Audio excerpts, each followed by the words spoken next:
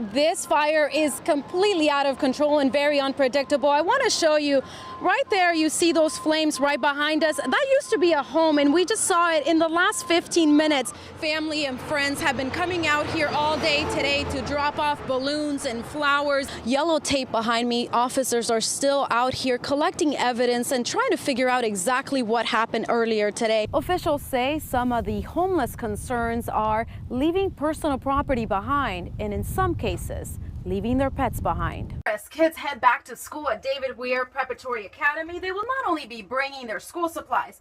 This year, they can also bring their dirty laundry. Collecting cards and letters to send out to the LGBT Community Center in Orlando. You can come by and drop that off anytime.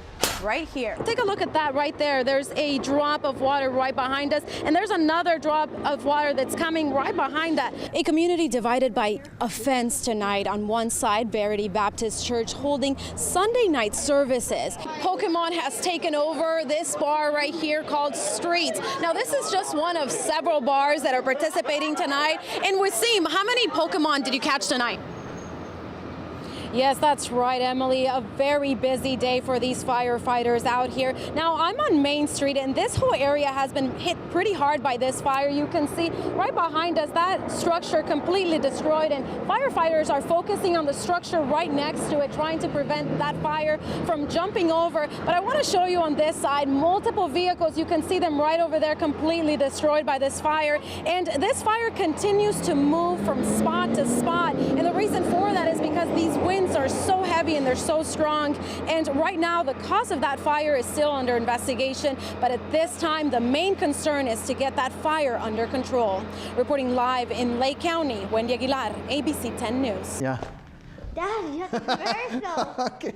Antonio Campos loves spending time with his youngest daughter, 9-year-old Fabiola. But every day he fears could be his last.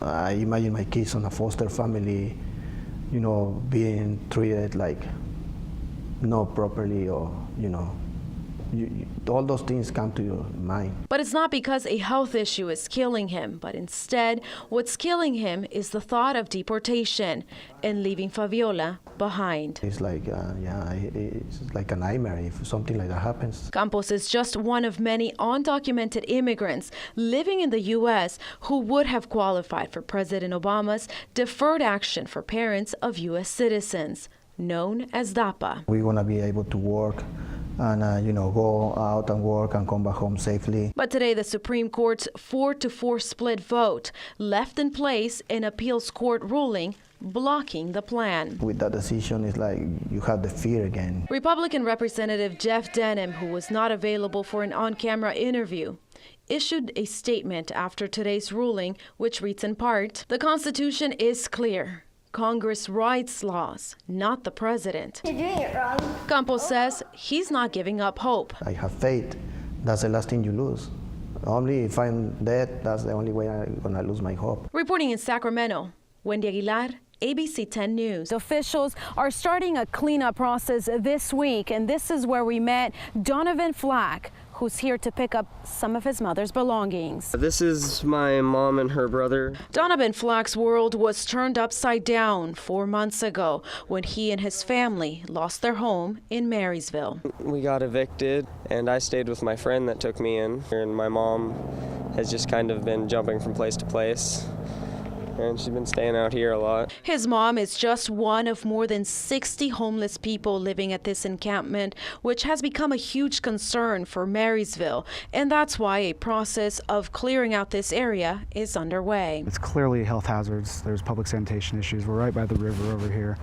It's something that needs to happen. Flack didn't find his mother here today, but he left with her memories and the hope that she'll find the courage to move forward. You can get over it. You have to want it. You have to need, like, it's not that you need it, because everybody needs something, but you have to want to get yourself out of this kind of situation for it to actually happen. Any type of evidence, tissue, backpack, clothing, anything. Family and friends gathering for a search party at the same overpass bridge where police say Pearl Pinson was brutally taken from. Detectives have confirmed that the suspect in this case, Fernando Castro, was shot and killed in Santa Barbara County, which leaves Pearl's family with even more questions. We don't know if he killed her, if he just put her somewhere to scare her. So we have nothing now that he's dead. Investigators are not releasing much information on the suspect at this time, but they did say he has been in trouble with the law before. I believe he's on probation out of their county for some type of robbery. We spoke to one of Castro's friends from high school who had this to say about his friend. He was never out to hurt anyone, but I think drugs changed him. And that's what, provoked him to hurt someone. Meanwhile, Pearl's older sister isn't giving up hope. Our hope is that we find her and that she's safe and sound.